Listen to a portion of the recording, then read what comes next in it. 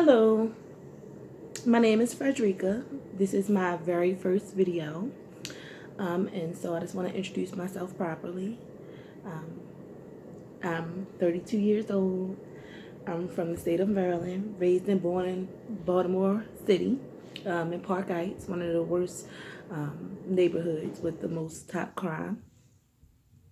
And I'm looking to share with you my views on life and the many things that we as black women, as black queens, go through. I would like to be someone that is very therapeutic and within sharing my thoughts and watching my channel. And we're going to cover a lot of topics, ranging from topics that's going to maybe make you want to cry, to topics that are maybe going to make you laugh so much that your cheeks are going to hurt. So, but this very first topic, I really want to jump right into it. Um, and it's to deal with something that is very deep, sisters. And I don't look at you as my subscribers. You are my sisters. And I will, everything that I do, it will be first shot taken, no double takes, straight off the top of my head. We're going to keep it 100% real because that's what I pride myself on. And we're going to take it way back, ladies. We're going to go way back into our childhood. And the thing that I want to talk about tonight on this beautiful Sunday will be child molestation. And the reason why I'm jumping so deep into this topic, because it's something that I would say about 85 to 90% of black women and girls have gone through, unfortunately. And even myself, and I will share my story as well with you all, have gone through. Now, I won't be naming any names. The names may be changed just so that everyone will feel comfortable. I don't want to put any names to any other stories, but relating to myself, it's me. So, at the very young age of about 3 or 4 years old, I was molested by someone very close to me, somebody who was supposed to protect me, if anything, and not hurt me. That would be my dad. And of course, he's now living in another state. And later on in life, he was charged with a very high profile case involving many other children for molestation. So he's now a convicted child molester, as we say. And I just want to touch base on that because growing up in a black community, that's something that I don't think that we touch base on enough. I think that's something that we let slide. I don't think that's something we talk about. I think that we normalize it when the child has reached puberty and is about the age of 15, 16 years old. And I feel like it's something that we need to take more serious because the white community, they take it serious. And we just don't. And it affects our children, even at 15, 16 years old. You don't have to be 4 or 5 years old, 8 or 9 years old to be affected by this. It's something that affects you. And so I was molested by my dad. I grew up in something like, you would say, like a trap house in Baltimore City, Maryland. And in the area of Park Heights, I always had junkies coming in and out of my home, which was my grandmother's home that she shared with my mother and myself, and my uncles and aunts. And it just was not a good situation. And when I grew up, I did not know as a teenage girl the effects that it had on me. I just know that it happened to me, and I still have the memory of it to this day, even though I was so young. But I did not realize that it affected me the way it did. When I grew up to be an older woman, I was over sexual. Even as a teenage girl, starting at the age of about 12 or 13 years old, I was very sexual, and I felt like I needed that to make me feel better. And that was the only way I felt better. And it felt good to me to be sexual with a man, because not physically. It was more of mentally and emotionally, because I felt more accepted in that way. And I felt like he cared about me, and it felt good. I think that's something that a lot of us Black girls and women have gone through. And it is a constant, reoccurring generational curse that this happens to us and our families, with those that are close to us and that love us, uncles, sometimes even aunts, cousins, fathers, and unfortunately sometimes mothers as well, inflict this upon the children in the family. And it has a very, very, very huge impact on us. um, I grew up with a mother who was not there for me the way she should have. And I made a lot of decisions on my own.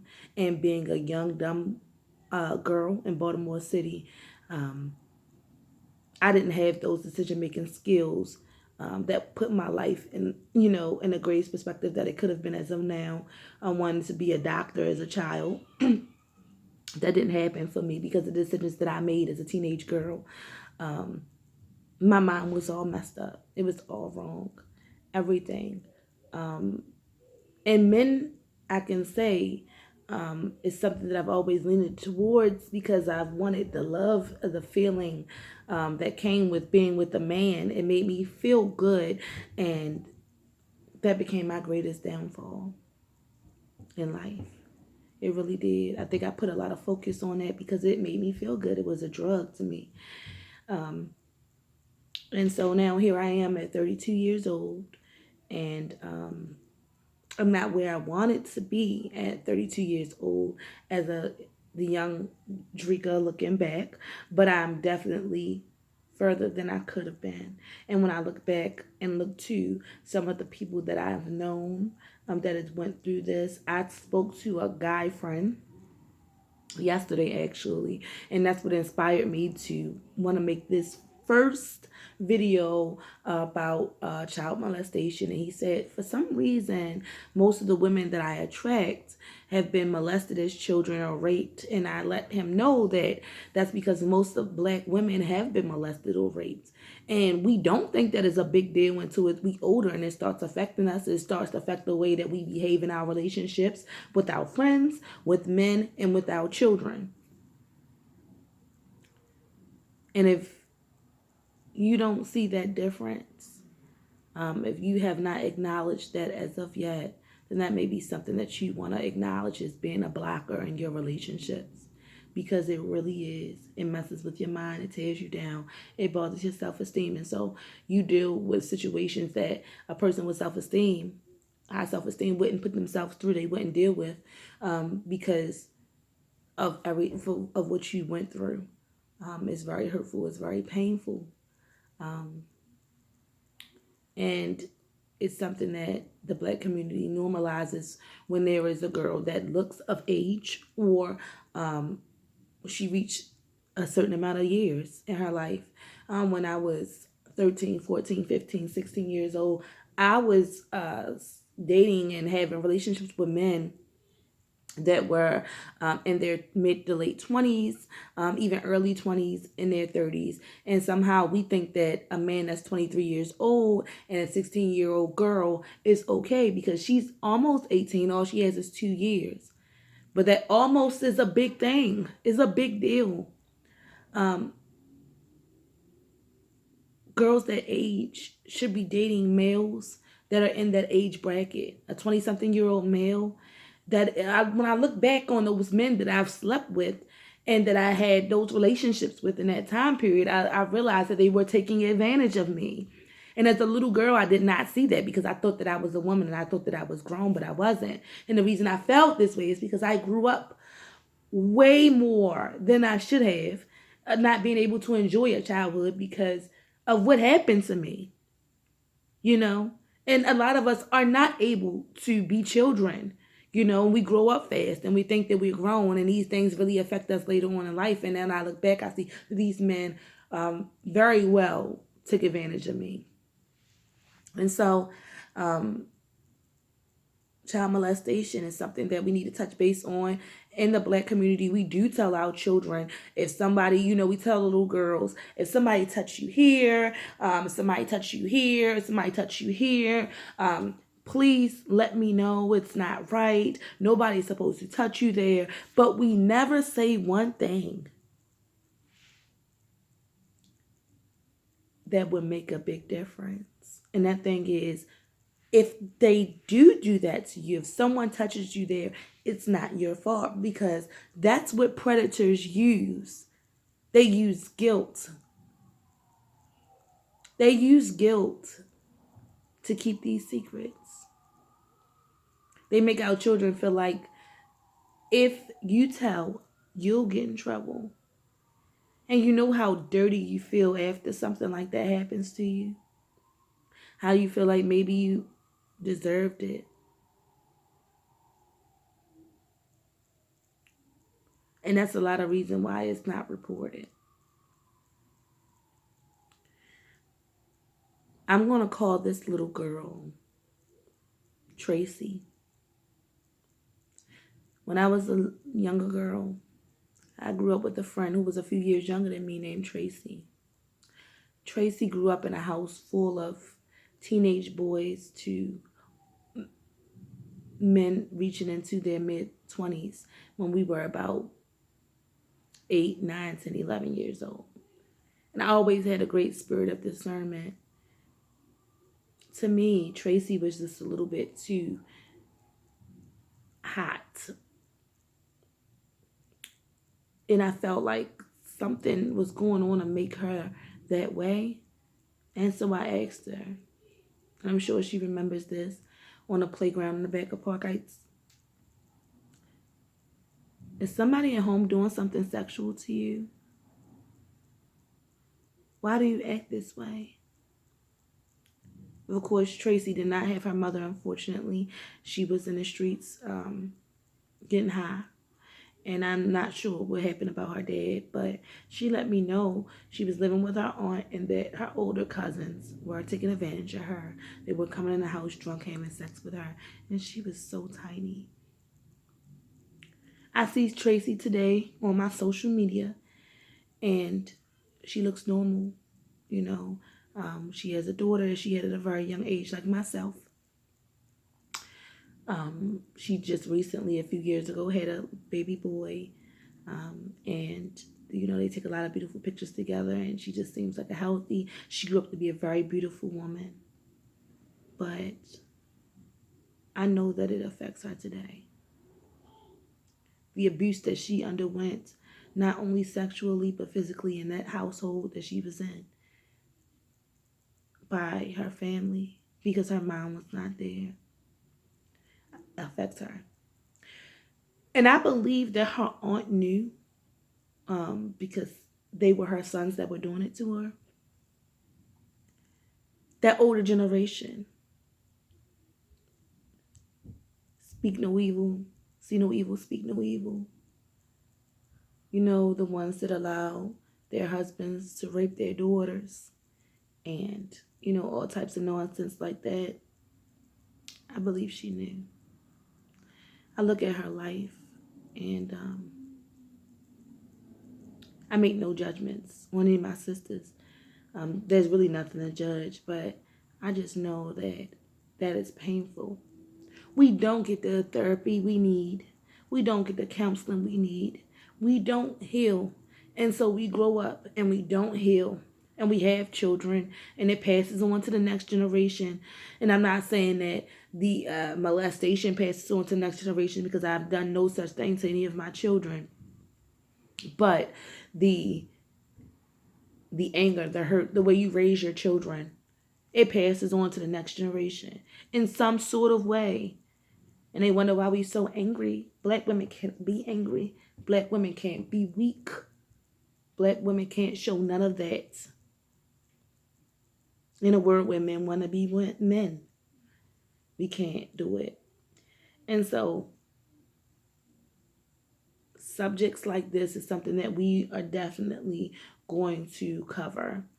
And a range of other things. This is just a sample of the things that we'll go over and talk about. I actually watched an episode of Black China, the real Black China, and when her mom was in counseling, both her and her mom spoke of how they both had sex with older men at an early age, and out of it, China was conceived with her mom, and China went on to do the same thing. And it's just generation of young girls allowing these men to take advantage of them, and it's so normal that nothing is spoken of it, when actually these men need to be their ass in jail, because sticking your penis in a 15-16-year-old girl is disgusting to me, as a mother of a 16-year-old daughter who has also experienced some of those same things that her mom did. It's just so generational, and it's so hurtful. And most of the time, by the time if we ever realize how bad it affected us, because Black women are so strong, and we hold things in, and we hold everything around us down. You know what I'm saying? That it's the last thing that we deal with.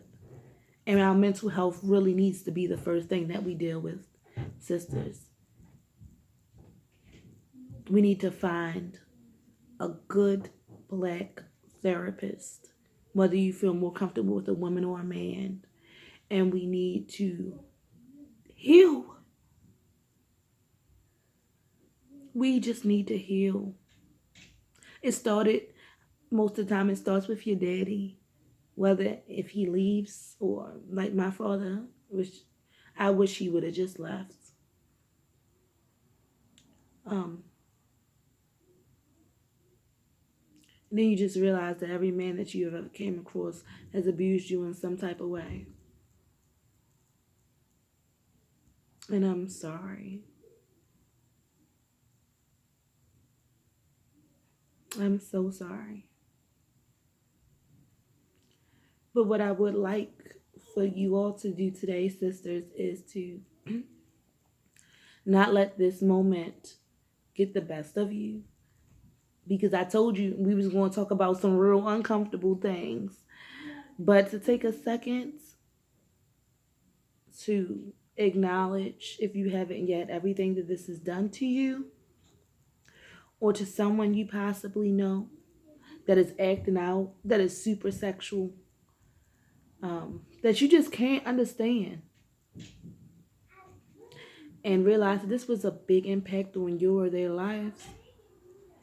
Make a plan to deal with it and get some type of counseling. Because unfortunately, in the Black community, we sweep those things under the mat. And these are things that we need to deal with. Because we need to be healthy, Black women. Because we are raising children, paying bills, working every day. We are the muscle in our family. We need to take care of us first. Because how in the hell are we going to take care of anybody else if we can't do that? All right? So I want you to take a moment to do that. And I don't want to put too much pressure on you to talk about forgiveness and all that stuff. We'll cover that in another video, but definitely take a moment to do that. I'll be posting videos maybe 2 or 3 a week.